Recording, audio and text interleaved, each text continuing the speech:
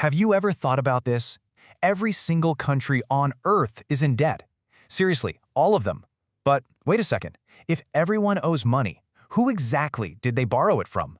It sounds completely impossible, right? Well, let's get into it. Take a look at that number. That's $251 trillion. That is the grand total of all the debt owed by every government on this planet. It's a number so huge that our brains can't even really process what it means. You know, to put that into perspective, even if you could magically gather up every single bit of money that exists, all the cash, all the numbers, and all the bank accounts worldwide, you still couldn't pay off that debt. Which leads to a really strange question.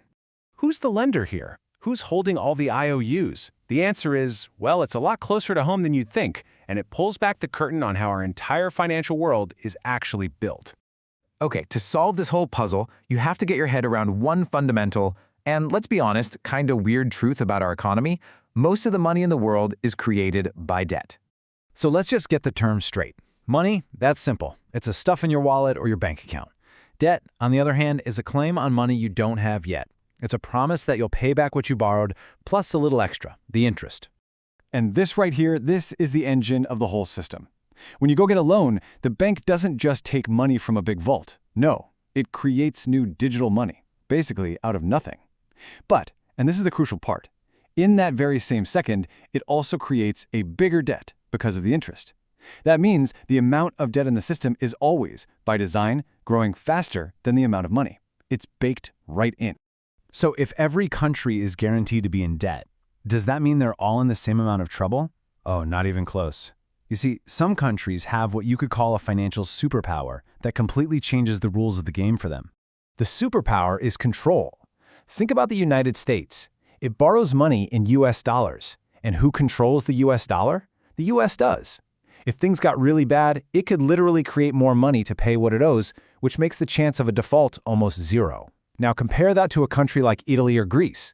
They're in the Eurozone, so they borrow in euros. But they can't create euros themselves. Only the European Central Bank can. They're using a currency they don't control, and that puts them in a much riskier spot. This is exactly why looking at just the raw number of dollars a country owes is pretty misleading. The metric that really matters is the debt to GDP ratio.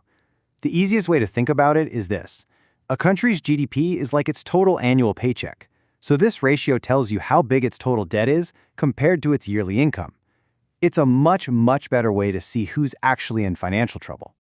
Okay, so with that in mind, who's really pushing the envelope? Let's take a look at the global leaderboard for the highest debt to GDP ratios. Some of these might surprise you. All right, kicking things off at number 5 is the United States, sitting at around 120%. Yeah, even with the biggest economy in the world, our debt is growing faster than our paycheck.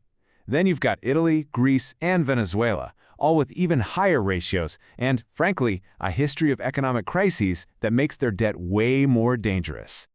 But believe it or not, none of those countries are at the very top of the list.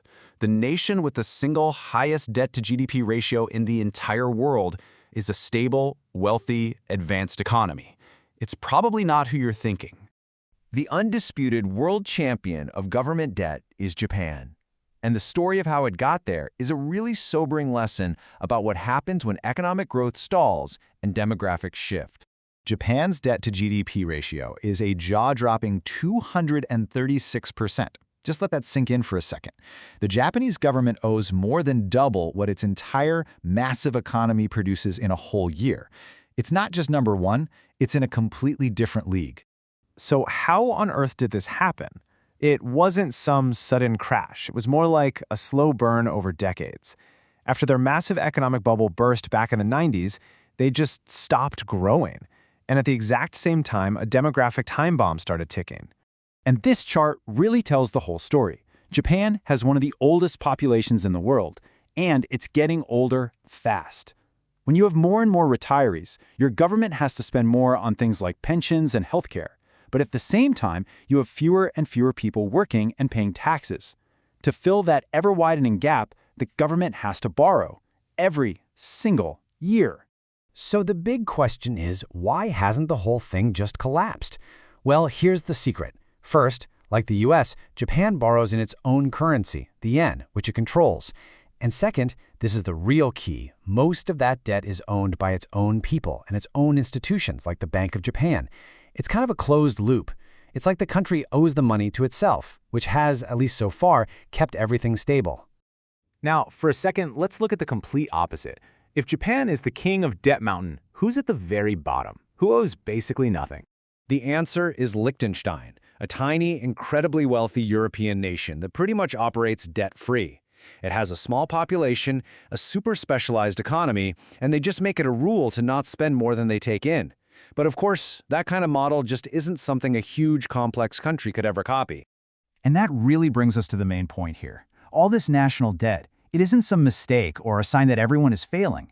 It's actually a core feature of the global economic system that we've all built and participate in. So let's just quickly recap the big ideas. 1, there is more debt in the world than there is money. Period. It's designed that way.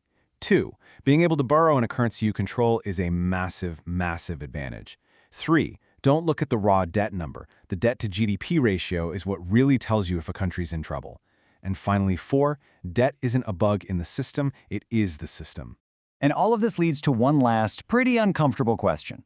Our entire global financial system is built on this idea that debt can just be refinanced and rolled over forever. But what happens when that idea finally breaks? What happens when a major country's debt gets so big that no one, not other countries, not investors, not even its own people, believes it can ever really be paid back? That is the trillion-dollar question that right now, nobody has a good answer for.